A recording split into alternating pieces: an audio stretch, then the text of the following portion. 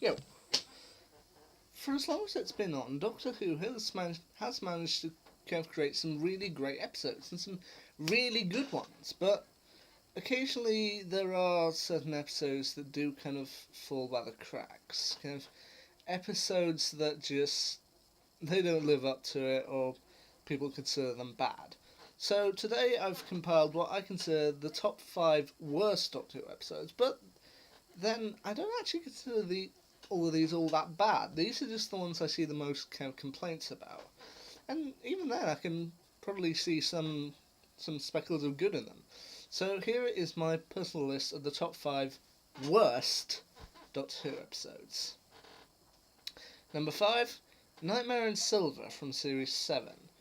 I've previously put this one before as one of my personal favourites, and I stand by it. It is, I think, quite a good episode. I mean, the design of the Cybermen was a little kind of jerking at first, but I got used to it, and it did actually.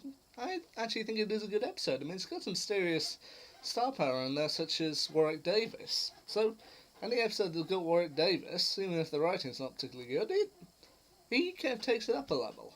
I mean, the main complaint I've seen about this one is kind of about the child characters. Angie and Artie Maitland, played by actors Eve de Leon Allen and Cassius Carey Johnson. But once again, I don't think they did all that badly. I still think they did good acting in the episode. Some people may disagree, but I don't feel they did that bad. And honestly, you've got kind of a good mix. You've got the kind of younger brother who's kind of interested and excitable, wanting to know everything, and then you've got the kind of teenage girl who lives on her phone and doesn't really care. So I think they managed to cover both bases. So I understand people's complaints about it, but I don't think it's that bad. My number 4 spot is Hellbent from Series 9.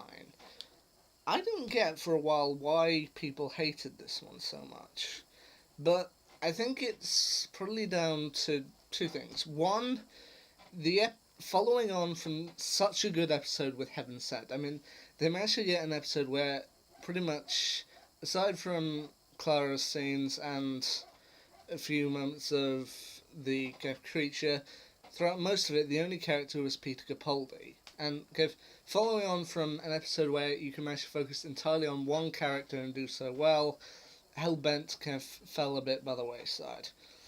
The other reason why I think people criticise it, and I honestly say I kind of agree with them on this, is that I did kind of wonder at the time, while I enjoyed Hellbent, I personally did, I kind of wondered if it might have been a little bit stronger if Clara had stayed dead. I mean, okay, Clara was kind of never really my favourite companion. I enjoyed her, but she wasn't my favourite. But with her exit in Face the Raven, even that, I remember shedding a tear at that. I remember that was an emotional scene.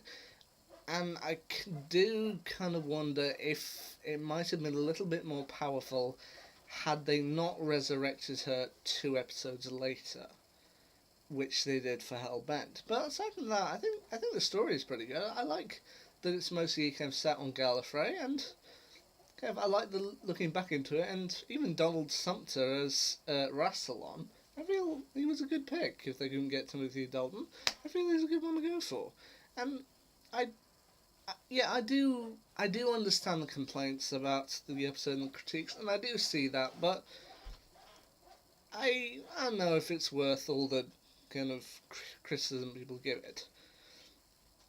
My number 3 spot for worst episode is In the Forest of the Night. This from Series 8. This was another one that kind of got criticised for a while, and for a while I didn't understand why. I mean, I think mostly people said it was kind of the child actors, which I kind of get, because at year 8, you're still kind of in that socially awkward section. It's not really until kind of year 9 that you kind of really kind of settle into your social group. But yeah, year 8 is kind of in that odd time frame. But once again, I don't feel the kids did that bad. I feel they covered a range of bases. You got the kind of obnoxious kid, the one who's got social anxiety issues, and yeah, the one who's got kind of pent up anger, and I personally think they provide a nice range, and I do kind of like the kind of mystical theme of a forest in the middle of London, just a forest all over the world that just appeared out of nowhere. I kind of like the kind of mystical elements of it, and I do feel that Peter Capaldi, this is some of his kind of strongest work, kind of still fairly early on, but yeah, I feel he does some great acting in this episode.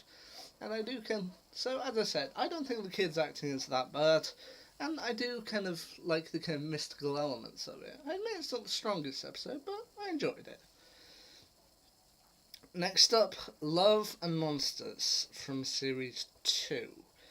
This is one that's kind of famously despised, but once again, I don't know if it's that bad. I mean, this was the first episode that tried to do light episodes, having had a kind of mad rush to kind of finish filming the series so it could go out the previous year.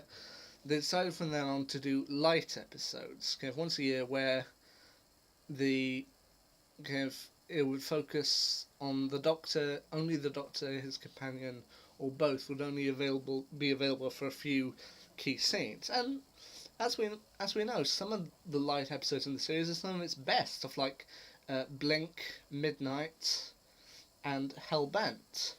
Yeah, some of these are really good.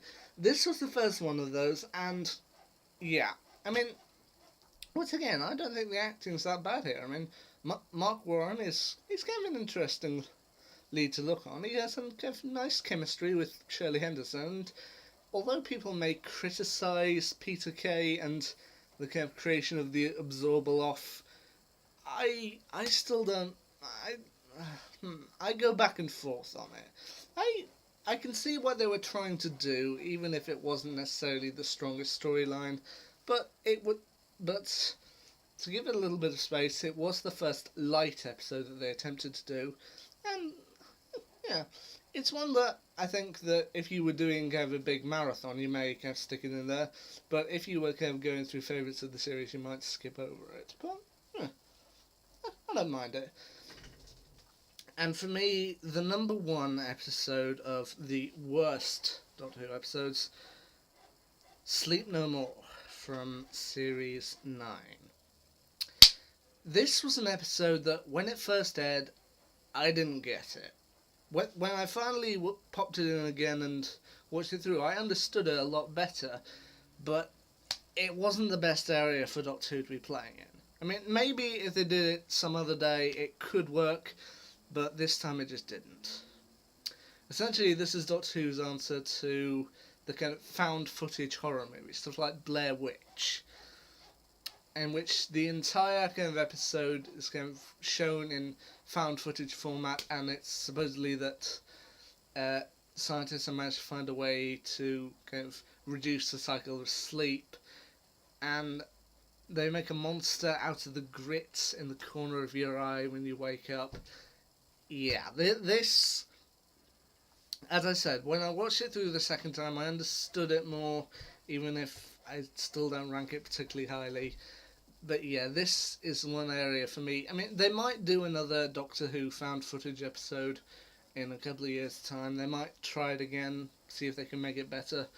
But honestly, I don't think this one worked. I'm sorry if people enjoy it. You're okay to think that, but I just don't think Sleep No More worked. Well, there you go. For me, the top 5 worst episodes of New Who, at least, and I don't actually think they're all that bad. We'll have to see how Jodie Whittaker's kind of first year plans out.